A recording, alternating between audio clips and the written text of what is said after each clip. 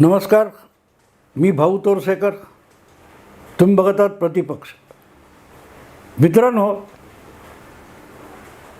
राज ठाकरे यांनी 2009 साली म्हणजे जवळजवळ 14 वर्षापूर्वी ज्यावेळेला लोकसभेचे निकाल लागले तेव्हा त्यांच्या उमेदवाराला कुठचीही जागा जिंकता आली नव्हती. तरी सगळ्यात पहिली पत्रकार परिषद घेतली होती, मला आठवतं, कारण 2014मध्ये लोकसभेची निवडणूक सगळ्यात पहिली निवडणूक म्हणून महाराष्ट्र नवनिर्माण सेनेने लढवली होती आणि त्यांनी मुंबईच्या 6 आणि ठाण्यातल्या 4 अशा 10 जागांपैकी 9 जागी शिवसेना भाजप युतीला लोळवण्यात महत्त्वाची भूमिका बजावलेली होती. कारण मनसेचे जे उमेदवार उभे राहिले त्यांनी जो मतांचा हिस्सा उचलला त्याचा जबरदस्त फटका हा शिवसेना भाजप युतीला बसला होता आणि आपल्या बालेकिल्ल्यात शिवसेनेला जबरदस्त तडाखा बसला होता. आणि तेव्हा शिवसेनेचं मुखपत्र असलेल्या सामनामध्ये सुद्धा मराठी माणसाने पाठीत खंजीर खुपसला असला अग्रलेख लिहिण्याची नामुष्की संजय राऊत यांच्यावर आली होती आणि त्यावर गळजब माजल्यानंतर तो अग्रलेख मला मंजूर नाही असं बाळासाहेबांनासुद्धा जाहीररित्या म्हणायची पाळी आली होती.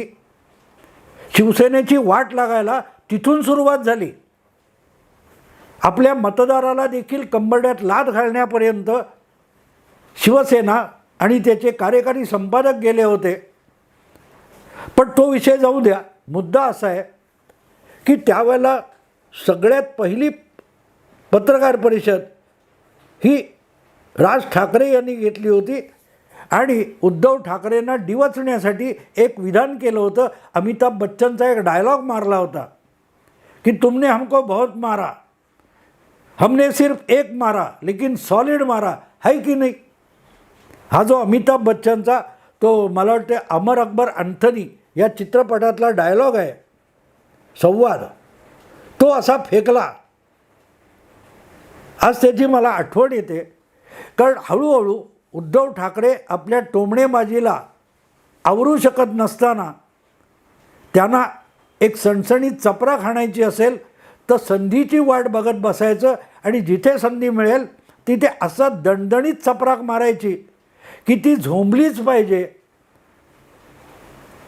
हे आता देवेंद्र फडणवीस यशस्वीरित्या करायला लागलेत.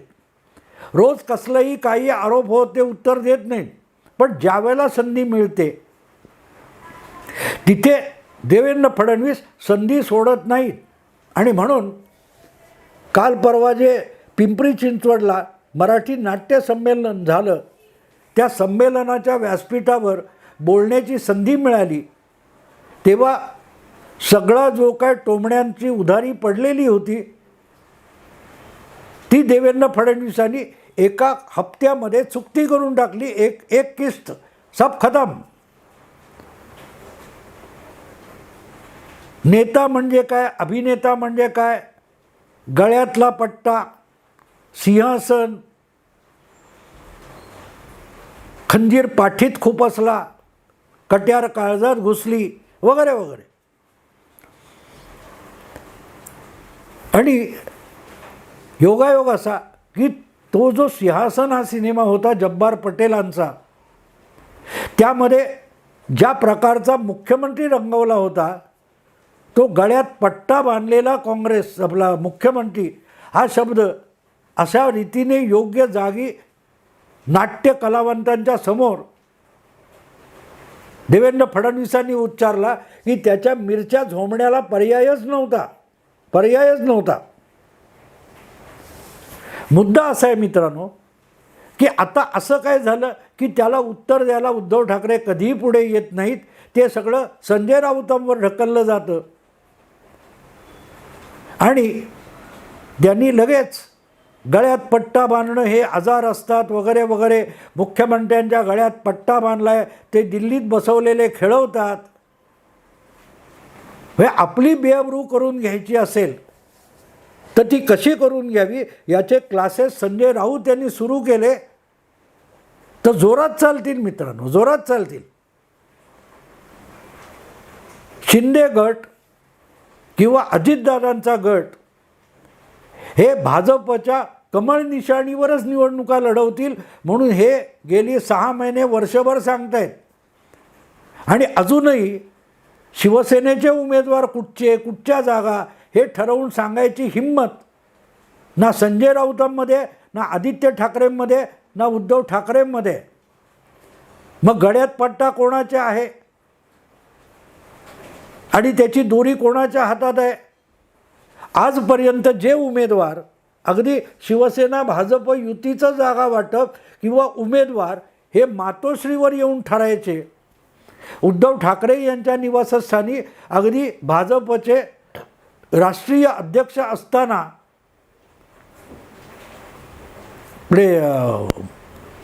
अमित शहा यायचे. एकदा तरी राहुल गांधी आले, खरगे आले, कोण आलं? कोणी नाही येत. तुम्हाला गरज असेल तर दिल्लीत या, 10 जनपदच्या पायऱ्या झिजवा. तुमच्या जागा किती हे तुम्हाला समजून घ्यायचं असेल तर दोरी ओढली जाते, गळ्यात पट्टा बांधलेले आहेत, ते पळत पळत 10 जनपदवर दिल्लीला जातात. आणि संजय राऊत म्हणतात दिल्लीच्या हातात दोरी आहे, ज्यांच्या गळ्यात पट्टा बांधला आहे. संजय राऊत स्वतःचं वर्णन करतायत की एकनाथ शिंदेंचं वर्णन करतायत? जागा वाटपासाठी, आगामी लोकसभा निवडणुकीच्या जागा वाटपासाठी दिल्लीत जाऊन आम्ही ठरवू असं अजून तरी अजितदादा एकदाही बोललेले नाहीत, एकनाथ शिंदे एकदाही बोललेले नाहीत. पण उद्धव ठाकरे असोत किंवा संजय राऊत असोत परत एकच सांगतायत की आमचं जागा वाटप हे काँग्रेसच्या हायकमांडबरोबर दिल्लीतल्या बैठकीत ठरणार. मग दिल्लीपर्यंत तुम्ही जाणार कसे? दोरी ओढली की जाणार, गळ्यात पट्टा बांधलेला आहे. आणि आपल्या गळ्यातला पट्टा लपवताना हे म्हणतात शिंदेंच्या गळ्यात पट्टा बांधलेला आहे, मुख्यमंत्र्यांच्या गळ्यात पट्टा बांधलेला आहे. आणि तो पट्टा दिसत पण नाही लोकांना आणि ते सांगत पण नाहीत. आमच्या पक्षाच्या, शिवसेना पक्षाच्या किंवा शिंदे गटाच्या जागा या दिल्लीत मोदी ठरवतील असं एकदाही सांगितलेलं आहे. आम्ही 3 पक्ष एकत्र बसून ठरवू, दिल्लीतून ठरवलं जाईल असं एकदाही ना शिंदे बोललेत ना अजितदादा बोललेत. पण उद्धव ठाकरे मात्र अगत्याने, संजय राऊत मात्र अगत्याने आमच्या जागा ह्या दिल्लीत ठरतील असं सांगतायत. मग पट्टा कोणाच्या गळ्यात आहे आणि पट्ट्याची दोरी कोणाच्या हातात आहे हे पण तुम्हीच सांगताय. तो आरोप शिंदेनी केलेला नाही, अजितदादांनी केलेला नाही किंवा देवेंद्र फडणवीस आणि भाजपने सुद्धा केलेला नाही. पण म्हणतात ना, मनी वसे ते स्वप्नी दिसे. आपल्या गळ्यात पट्टा बांधलाय आणि त्याला हिसका बसला की पळत पळत दिल्लीला जायचं असतं. हे अनुभवाला येत असल्यामुळे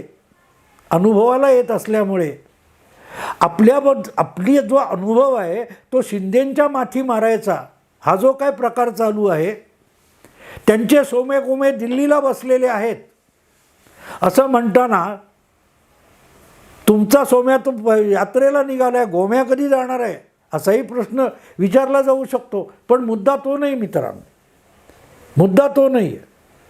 गळ्यातला पट्टा म्हटल्यानंतर त्याची दोरी दिल्लीला आहे हे संजय राऊतांना का आठवलं? आजपर्यंत शिवसेना शिंदे गटातले निर्णय कुठलेही घेण्यासाठी एकनाथ शिंदे दिल्लीला गेलेत असं कधी दिसलं नाही. मुद्दा असा आहे की तुम्हाला प्रकाश आंबेडकरांबरोबर युती करायची की नाही हे पण तुम्ही ठरवू शकत नाही आहात. अगदी NCPचा गट फुटलेला आहे पक्ष, तरी काँग्रेसच्या मेहरबानीवर उभाठा शिवसेना किती अवलंबून आहे बघा, की त्यांना प्रकाश आंबेडकरांना बरोबर घ्यायचे हे ठरवता येत नाही आहे. ते सुद्धा काँग्रेसच्या मर्जीवर अवलंबून आहे. कुठले पक्ष घ्यायचे हे खरगे ठरवत आहेत, वेणुगोपाल ठरवत आहेत, राहुल गांधी ठरवत आहेत, प्रियंका वाड्रा ठरवत आहेत. पण उद्धव ठाकरे यांना महाराष्ट्रात एखादा छोटा पक्ष बरोबर घ्यायचा की नाही हे ठरवण्याचा अधिकार उरलेला नाही. त्या पक्षाचे प्रवक्ते म्हणून संजय राऊत सोनू सूदपासून आणखी कुठल्याही पक्षाला मतं पाहिजे असतील, पाठिंबा हवा असेल तर मातोश्रीवर या असं धमकावत होते. ते संजय राऊत आता काय सांगतात, दिल्लीला जाऊन ठरवू, काँग्रेसच्या हायकमांडबरोबर ठरवू, आम्ही इथल्या काँग्रेसच्या नेत्यांना किंमत देत नाही. अरे काँग्रेसचे दिल्लीतले नेतेसुद्धा इथल्या काँग्रेसच्या नेत्यांना किंमत देत नाहीत, पण तुमची किंमत किती आहे सांगा. पटोले, अशोक चव्हाण यांच्यापेक्षा संजय राऊत, उद्धव ठाकरे यांना काँग्रेसच्या हायकमांडकडे किंमत आहे का? एकदा तरी तुम्हाला भेटायला, बोलवायला मातोश्रीवर कधी फिरकले का? दिल्लीचे सोडा हायकमांड काँग्रेसची, पण अशोक चव्हाण असोत, नाना पटोले असोत, ते तरी कधी मातोश्रीवर फिरकले का? नाही फिरकले. त्यांना गरजच वाटत नाही. कारण गळ्यात ज्यांचा पट्टा बांधलाय त्याला हिसडा दिला की तो येतो आपल्याला पाहिजे तिथे. कशाला यायचं? भाजपबरोबर तुम्ही उभाटा, शिवसेना किंवा उद्धव ठाकरे यांचा पक्ष युतीत होता तेव्हा त्याच्या गळ्यात पट्टा बांधलेला नव्हता. त्याला हिसडा देऊन दिल्लीला ये म्हणून सांगावं लागत नव्हतं, इशारा द्यावा लागत नव्हता, ताकीद द्यावी लागत नव्हती. तुमचा सन्मान राखला जात होता. तुमच्यासाठी मातोश्रीपर्यंत भाजपचे नेते येत होते. आज मुंबईत आले तरी कुठचेही काँग्रेसचे वरिष्ठ नेते, दिल्लीचे नेते मातोश्रीकडे फिरकत नाहीत. कलानगरहून गाडी वळवतसुद्धा नाहीत, कलानगरच्या गेटवर सुद्धा येत नाहीत. पण तुम्हाला वारंवार दिल्लीला त्यांच्या पायऱ्या झिजवायला जायला लागतं आणि तिथे कळतं की संजय राऊत अनुभवाचे बोल बोलत आहेत. आपल्या गळ्यात पट्टा बांधून आपण घेतला आहे आणि राजी खुशीने, अक्कल हुशारीने बांधून घेतला आहे. नोव्हेंबर 2019मध्ये मी तेव्हा आठवतं, महायुती मोडून मला सगळे पर्याय ओपन आहेत असं उद्धव ठाकरे म्हणाले होते आणि मुख्यमंत्रीपदासाठी त्यांनी राष्ट्रवादी आणि काँग्रेसबरोबर युती करायची ठरवली. तेव्हा मी ब्लॉग लिहित होतो आणि ब्लॉगवर लिहिलं होतं की अशा आघाडीमध्ये शिवसेनेची PMC बँक होऊन जाईल. PMC बँकचा अर्थ काय होतो मित्रांनो? तुम्ही ठेवाल ती रक्कम चौपट होईल, दुप्पट होईल, तिप्पट होईल. आत्ता रक्कम ठेवा, पुढे काय होईल ते होईल. पुढे रक्कम जेव्हा परत द्यायची वेळ येते तेव्हा PMC बँक बुडालेली असते.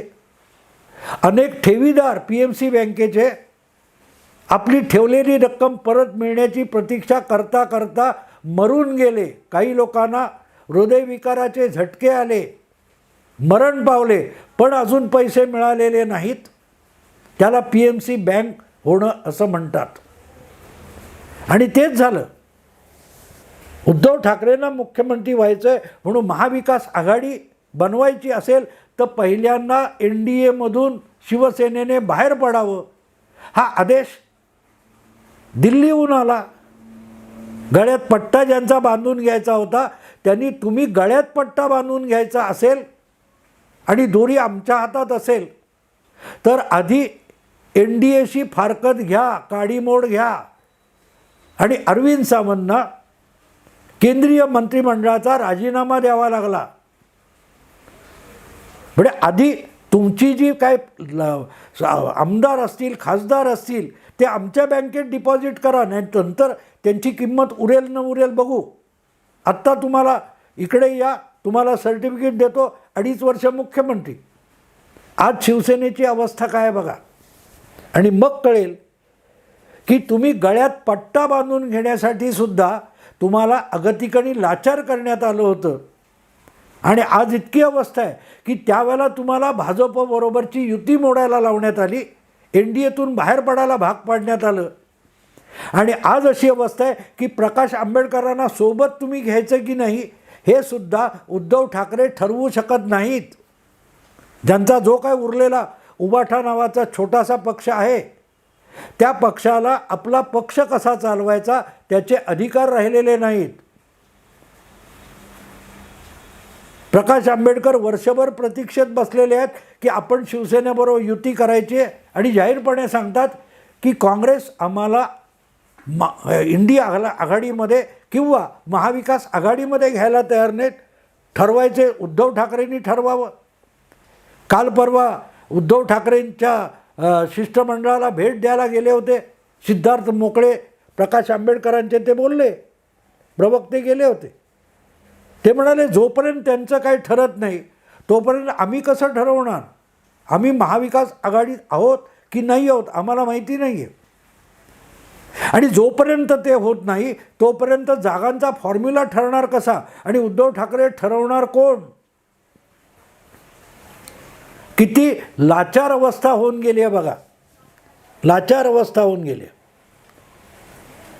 की जे उद्धव ठाकरे कुठल्याही राजकीय बातचीत करण्यासाठी दुसऱ्या पक्षांना मातोश्रीवर हजेरी लावायला सांगायचे, मातोश्रीच्या पायऱ्या झिजवायला सांगायचे, त्यांच्यावर आज 10 जनपदच्या पायऱ्या झिजवायची वेळ आलेली आहे. यालाच गळ्यात पट्टा बांधून घेणं म्हणतात.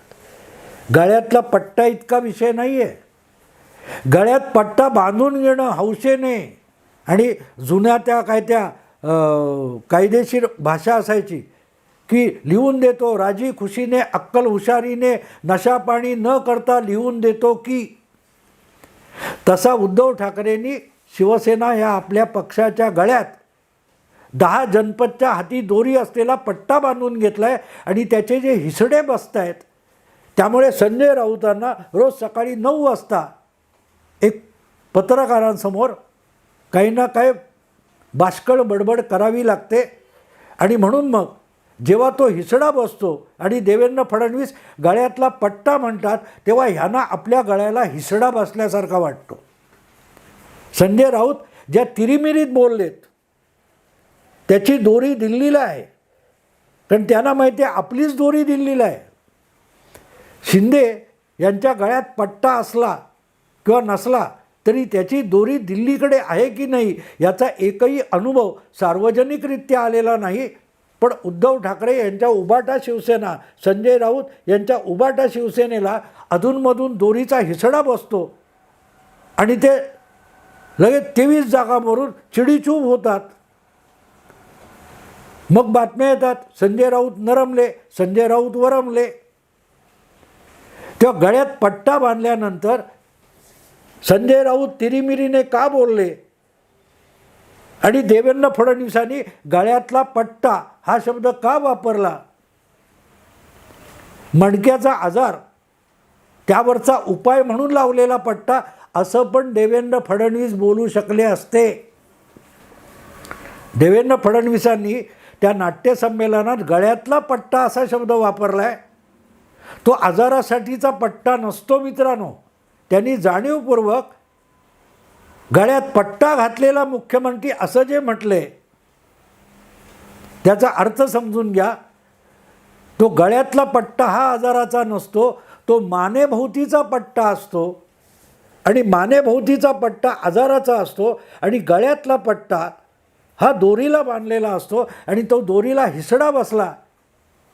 ही गळ्यात पट्टा बांधलेलं जो प्राणी असतो ओय ओय ओय करायला लागतो. संजय राऊतांना अनावर झालेला राग जो आहे त्याचं कारण आपल्याला कळतं की त्यांच्या गळ्यात जे पट्टे 10 जनपदने बांधलेले आहेत आणि अधूनमधून संजय आपले राहुल गांधी, प्रियंका वाड्रा किंवा कोण असतील वेणुगोपाळ, अरे कपिल सिब्बल आले मुंबईच्या संमेलनात इंडीच्या, तर दमदाटी कोणाला झाली? संजय राऊत आणि उद्धव ठाकरेंना. ही दमदाटी वेणुगोपाळ कुठल्या अधिकारात करत होते? शिवसेना हा काय काँग्रेसमध्ये विलीन केलेला पक्ष आहे उद्धव ठाकरेंचा? कुठच्या अधिकारात वेणुगोपाळ यांना दमदाटी करतात की कपिल सिब्बल इथे पोहोचलाच कसा? तुम्ही ठरवणारे कोण? यजमान जो उद्धव ठाकरे आहेत ते कोणालाही बोलवतील, पण गळ्यात पट्टा घातलेल्यांना तक्रार करता येत नाही, उलटं भोंगतासुद्धा येत नाही. तेव्हा ओय ओय ओय करावं लागतं, पर्याय नसतो.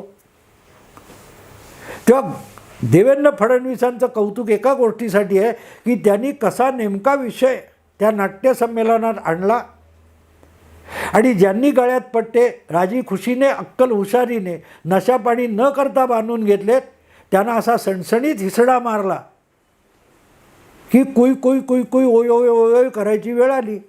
असो मित्रांनो, आता इथेच थांबतो. आवडलं लाईक करा, शेअर करा, सबस्क्राईब करा. नमस्कार.